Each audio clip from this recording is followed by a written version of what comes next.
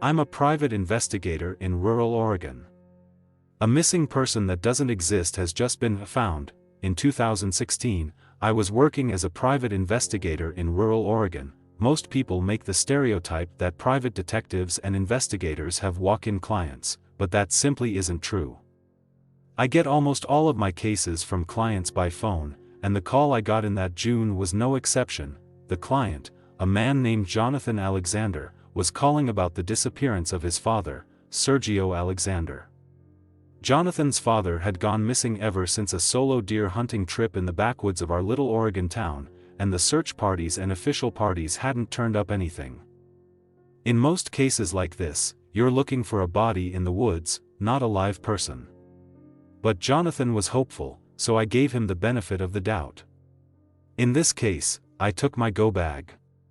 A duffel bag and its contents were a bottle of water, a first aid kit, my Taurus Raging Hunter, a bag of Ziploc bags, my wallet and phone, and food. A Taurus Raging Hunter revolver might have been overkill, but I was planning to go into the woods, and the woods can be a dangerous place. This part of Oregon was stocked full of cougars, mountain lions, bears, wolves, moose, and some others, and almost everyone carried a heavier firearm when going into the backwoods. The first place on my schedule was Jonathan's house, where I would meet him in person and have an interview. As I pulled up into his dirt driveway, I got a sense of the kind of person he was. His house was a 25-foot trailer stuck to the ground, with a backyard and patio facing the mountains. "Are you Jonathan?" I asked the man waiting for me. He was tall, at least 6'5", and wearing a checkered button-up, a trucker cap, and jeans. "Yeah," he replied. "You're Inspector Jacob, right? Come inside, I'll tell you the details. I also have some things that could help you, depending on how willing you are." I walked inside the trailer, and the interior was everything I expected. The walls were lined with taxidermied bass and catfish, as well as several mounted deer heads, and rifles propped up on display. A dirty kitchen with piles of dishes was one corner and a small two-person dinner table. Jonathan, John for short, and I sat down. Jonathan offered me a beer, but I declined. I never drank on a job. I started with the regular questions. Where was he last seen? Who was with him? What happened leading up to the night of the disappearance? John replied, telling the whole story. "My dad, Sergio, was a hunter and fisherman. Hunting and fishing was his life. He always had a rifle or a fishing rod. He's in his 60s, and was in the military for 7 years, had a few tours in Afghanistan. On that night, he wanted to go solo buck hunting in the evening, so I dropped him off in a dirt road near his favorite spot. He didn't come back for 2 days. This was somewhat normal. He sometimes hunted overnight, or just got lost. After a week passed, I got really worried. I could feel that something was wrong. I could feel it in my gut. I called the sheriff, and they organized a search party for 3 nights. We went in every direction, covered all the ground, and you know what? Not a single thing. Not a candy bar, no footsteps leading past his spot, no trail, nothing. After he was declared deceased, I went out myself to search. I know he's still out there, I know it. And where is this dirt road? John marked the road on the GPS on my phone, and I thanked him and left. I had a no solve no pay rule, so I wouldn't get paid unless I actually found Sergio, dead or alive. My next stop was at the sheriff's office, in the middle of my small town.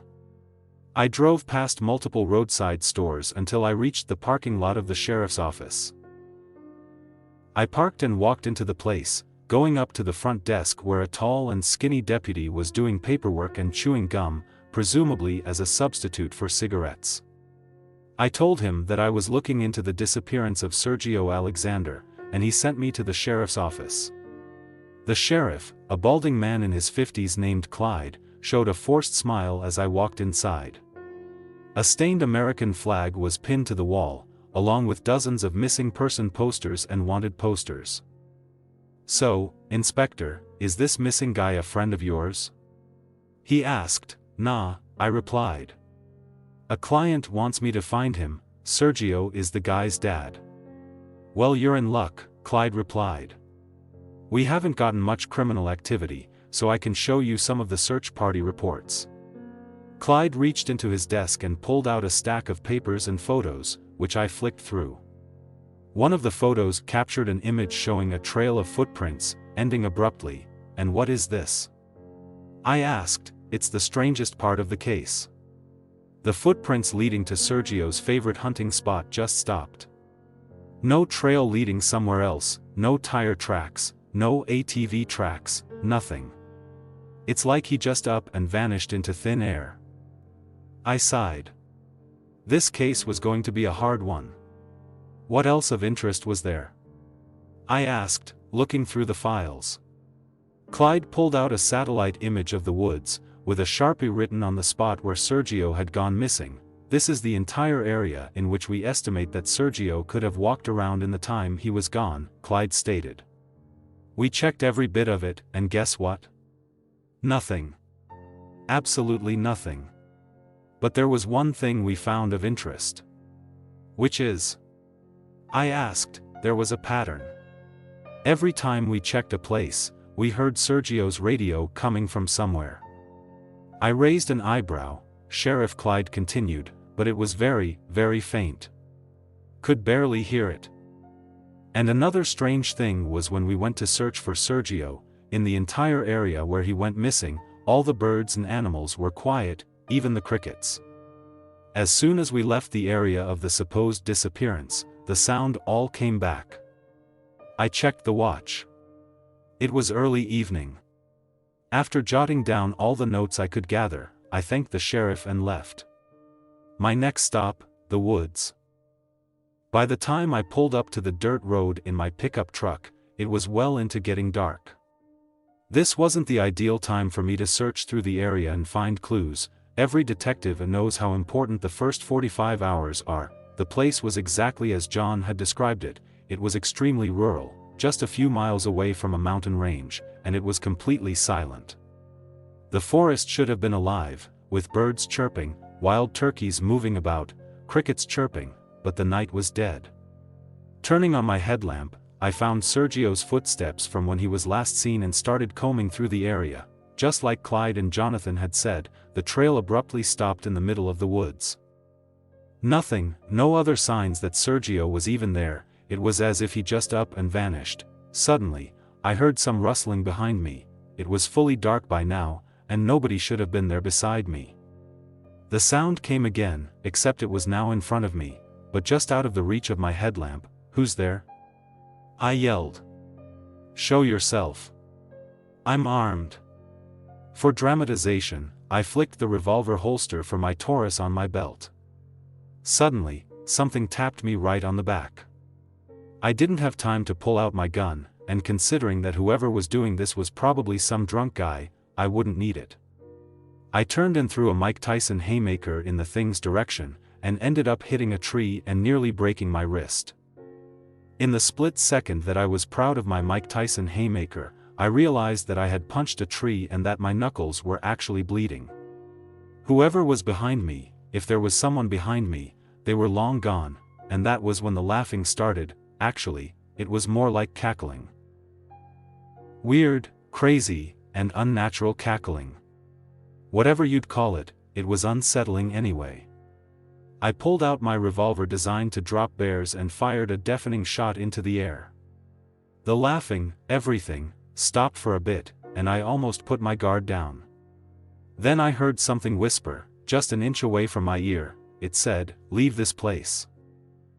And the next thing I know, I hear the sound of a million running footsteps catching up to me, and I GTFO.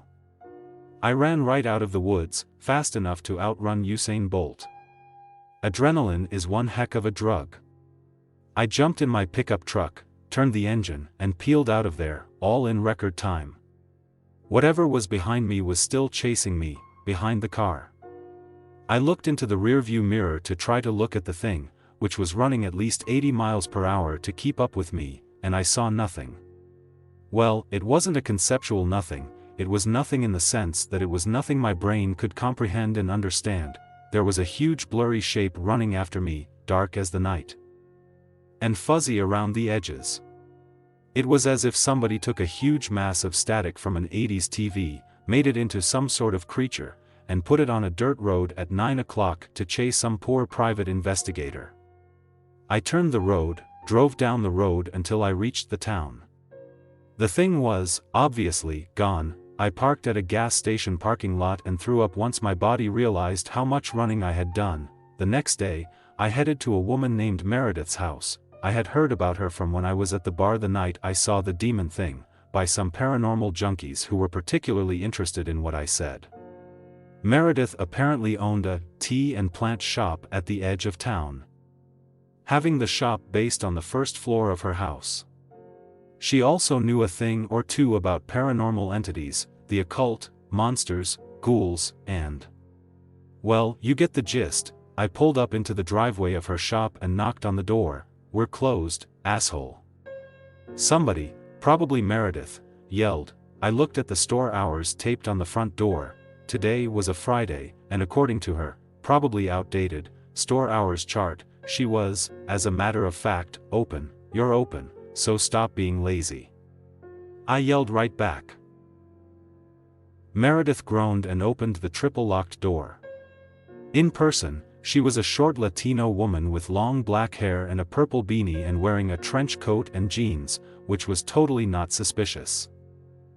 "What do you want?" she snapped. "What I want is to know what is in those woods. And lady, don't piss me off, I'm still on a hangover. You study the paranormal and supernatural, or am I wrong?" "No, you're not wrong." "Good. Because yesterday, I got bullied and chased by some weird demon thing while looking for a missing man in his 60s. Meredith's face went pale. I taught myself how to learn and read expressions people make, and by the looks of it, she knew exactly what I was talking about. "Come in, I might be able to help you." Like Jonathan's house, I was easily able to tell the interior of the house from the inside. There were plants everywhere, on the walls, growing in giant pots on the floor, as well as shelves stocked full of beakers and test tubes, and a few bags full of strange substances. I sat down on a worn-out couch, while Meredith assessed my situation. "First of all, who told you about me?" she asked. "Some British fellow named Ron," I said. But then again, I was drunk, so he might have been a John or Bob. "How did you say this thing looked like?" "Big. Dark. Blurry. I couldn't actually see it since it was at least 100 feet away, but it was running 80 miles per hour, whatever it was. Huge, must have been over 20 feet big." "Did you look at it directly?" Meredith asked. I answered plainly, "No. I looked at it through the rearview mirror, and even then I couldn't see it well." "Must be why you're alive. What was that?" I asked. "What you just described is what we in the business call nagalagu." "Nagalagu?" I muttered. "The hell is that?" "No one really knows," Meredith replied. He, she, whatever nagalagu is ancient. Has been in these woods for probably over a century, and no one knows where he came from. You said that you were looking for a missing guy, right? Well, nagalagu probably took him. Nagalagu might eat him, might let him go, might keep him for eternity, I don't know. Then how do I kill this thing?" I asked. "I need to close this case." "You probably can't," Meredith said. "But whatever you do, don't look directly at nagalagu, or your mind will literally melt at the unfathomable horror, and you will die. Do not look at it. Don't look at the demon thing," I said. "Gotcha. Do you have, any herbs or materials that will stop nagalagu from hurting me or doing anything?" "Yes, actually I do. It's white ash blessed by a shaman. If you sprinkle it over yourself or any weapons you have, it should be more effective against any supernatural being." Meredith stood up and walked towards a cabinet, and pulled out a large Ziploc bag of white ash, which seemed to glow and vibrate, and she handed it to me. "This ain't free," she said. "It's $100, I sighed, and reached into my wallet, and pulled out $100, in cash, and handed it to Meredith in exchange for the white ash. "Hey," Meredith called out as I packed up my stuff and headed for the door. "Yeah? Be careful." Like that was even possible, I got out of there and drove to the gas station, where I planned to get my supplies to hunt Nagalagu and find Sergio Alexander. But before that, I needed to fuel up. I bought incendiary rounds for my revolver that the gas station surprisingly sold, and I ordered pineapple pizza while listening to Piano Man by Billy Joel. After I finished up and threw out my garbage, I had devised a plan, which involved flares, a bottle of vodka, a huge jug filled with gasoline, and a Molotov cocktail. The cashier, a guy named John, seemed very interested in the thing I bought from the gas station. He was a tall guy in his 50s, with a graying beard, a trucker cap, and a military attitude. "What are all these things for?" he asked, as I heaved the heavy gasoline tank onto the counter, along with some other flammable and extremely dangerous things. "Oh, nothing," I answered, trying not to sound suspicious. "Just trying to take care of a pest problem." But John didn't see that as nothing. "You're going into the woods, ain't ya?" I was caught off guard at how easily and accurately he knew what I was doing. "Yes," I replied. "Well, I'm off work after this shift, so I'll come with you." Or, I could just report to the police that a private investigator is buying suspicious amounts of flammables and gasoline, along with 45 Magnum incendiary rounds for a Taurus Raging Hunter revolver. "You Army?" I asked. "Yeah," he replied. "Was in the military, then I did some contract work with the CIA. I didn't see any reason why John shouldn't come with me, and besides, I could use his military and combat skills, which might be useful. And I wasn't going to carry a 55-gallon tank full of gasoline in the middle of the woods alone." "Fine," I said. "Let's do this." A few hours later, just as the sun was setting, John and I got out of my pickup truck in front of the woods. John had brought his trusty 12-gauge, packed with Dragon's Breath incendiary rounds, and a mini flamethrower. John would be my backup and the bait, while I carried the gasoline tank duct taped to an explosive Molotov cocktail. The plan was, we would go to the woods, to the spot where I had last been attacked, and wait. Once we heard a sign of him, we would both put on our blindfolds, to avoid having our souls sucked out by the unfathomable sight of the eldritch cosmic horror. "Ready?" John asked. "Yeah," I said. "Just don't shoot me while you have your blindfold on." We walked into the woods in silence, and after a mile or so, I reached the spot where Sergio was last seen. We sat there and waited an hour or so until all the noise suddenly stopped, and I heard the sound of something massive dragging across the forest floor. "Put on your blindfold," I said, putting on mine. "We can't risk seeing this thing." John nodded, grinned, and put the blindfold on. Whatever it was, sounded massive. It said in a demonic and ancient voice, "Leave this place, John," and I fired a shot into the direction of the voice, and although my bullet missed by a mile, the old man's shot was a direct hit. Although I couldn't hear it, I saw the light from the blast of fire. Sparks, and flames coming from the barrel of John's shotgun, and it hit the demon monster. The thing screeched, and we moved back a few steps, still blind, and without warning, the ground opened beneath us. "What the fuck?" John and I fell into the cavern beneath us, 6 feet. "You okay?" I asked. "Never been better," John replied. "What is this place?"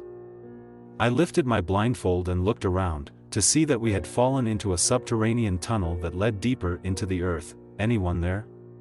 "Fucking help!" a voice screamed, presumably Sergio's based on the circumstances. We ran down the tunnel and searched for Sergio, and we found the man, lying on the cave floor with a broken leg. "We're gonna get you out of here," I said. I heard a screech come from the entrance to the tunnel, as Nagalagu crawled down, breaking the walls. I reached down and picked up the tank of gasoline, had my eyes closed, and waited until Nagalagu was just close enough, my heart beaten. "Get out!" I lit the Molotov, yelled at John to take cover, just as Nagalagu got within a dozen meters in our range. I had previously sprinkled the white ash Meredith had given me on the gasoline tank, for extra effectiveness, and so that could kill Nagalagu if the explosion didn't. Nagalagu was only a few meters away from us. I lit the gasoline bomb and threw it, and as it exploded, I grinned, gotcha. So the funny thing is, a group of redneck hunters found us later. They had apparently found the hole and the explosion crater and investigated. John and I had suffered some mild burns from the enormous gasoline explosion, but the missing guy, Sergio, came out harmless besides the broken leg he already had before. The redneck family dragged us all the way to their pickup truck, then drove us to the hospital, where we both got treated for our injuries. Sergio was found and reunited after a long disappearance, and Jonathan paid me in the thousands, with the money I didn't expect him to have. When I went back to the place where Sergio had disappeared and where I had blown Nagalagu high to the sky, I found a very strange, giant, half-human skeleton where I remembered Nagalagu getting blown up. Sergio Alexander was found, and I had killed one of the things that went bump in the night. Case closed. Don't fuck with the woods, kids.